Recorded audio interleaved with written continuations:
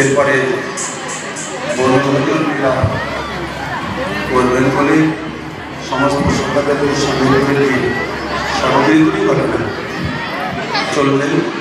পথে যেতে অগাসনের মধ্যে সবাই প্রবেশ করল, অগাসনকে উদ্ধার করে দেবেন, ব্রহ্মমোহন লীলা করবেন, দাবানল ভক্ত লীলা বর্ণন করবেন, কালিয়ানমন লীলা রাধে রাধে আদরণীয় সুবোধের প্রসঙ্গের বর্ণন কিছু করেছিল।